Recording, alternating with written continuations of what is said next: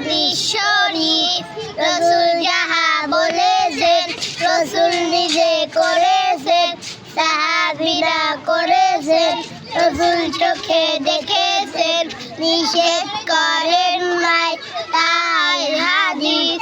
Achilles দিনাকা ইয়াকফিকাল আমালুল কলিল অর্থ তোমার ঈমানকে খাঁটি করো অল্প আমলি নাজাতের জন্য যথেষ্ট হইবে খায়রুকুম মান তাআল্লামাল কুরআনা ওয়া আল্লামা তোমাদের মধ্যে সর্বোত্তম ওই ব্যক্তি যে